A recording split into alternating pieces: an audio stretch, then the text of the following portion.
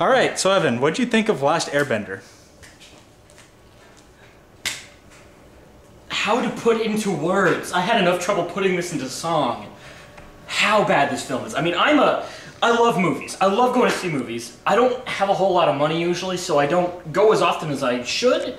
I'm going more now that I'm reviewing them online. But I mean, my friends will tell you this, I always try to find the positive aspects of a movie, because I don't get upset very much. I've never been infuriated by a film before, but this, you can't call this a film. No joke, I'm not even kidding, dude. This is fact.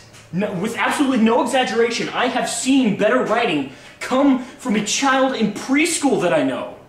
He wrote better than this film because he understood that characters need to say things that humans say. There was one single sparkling moment in this film.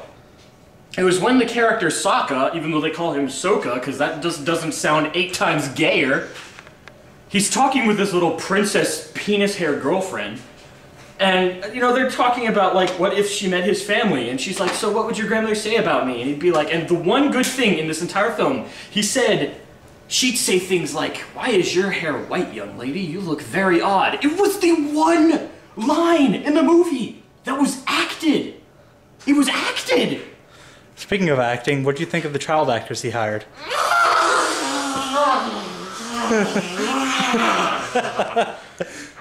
My favorite actor in this film, also my least favorite actor in this film, was the guy who played, what's his name? The Prince, Zuko. Because half the time he's on screen, he's not talking, and these are my favorite moments in the film. Because there's no bad dialogue to screw it up. Then he starts talking and you're like, The child actor, let him do some commercials first and gain his acting prowess. I mean, this kid is what, 12? And Aang, I'm not a big fan of the original show, but I watched it. I enjoyed it a lot. I didn't get into it as much as some of my friends did, but Aang is an 11-year-old boy. He is not straightforward, he's not mature, he's all over the place. He's ADHD, for God's sakes.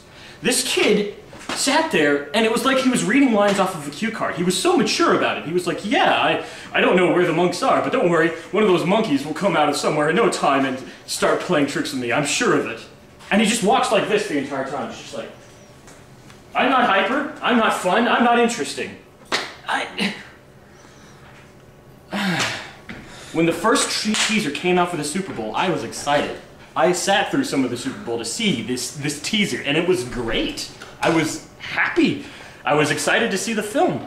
All the trailers I saw were great. They looked fantastic. And then I watched this film and I realized why they were fantastic. It's because none of the dialogue is in the trailers. All right.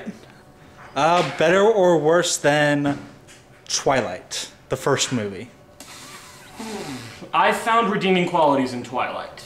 So I'm going to say worse, but not by very much. Better or worse than Blood Rain? I haven't seen Blood Rain, so I'm gonna say on the same level, since I don't know of anything Yu-Bol's done that could be called credible. Better or worse than Double Dragon? That is a hard one. Double Dragon is a terrible film, but I love it. So I'm gonna say worse. Just because Double Dragon has the nerdy, retarded 80s cheese fest thing going for it, and this movie does not. At all. I mean, this is just bad. It's just bad. Oh man. Better? It's my dad, by the way. Better or worse than Plan 9 from Outer Space? Oh, that's hard because you can't. I mean, Ed Wood is a cult filmmaker, so that's the only reason his films are popular. Other than that, his films are terrible. I'd say this is Plan 9 from Outer Space for 2010. Heard it here, folks. Oh, let me get a... Don't go see this piece of tripe. It's horrible. See you later.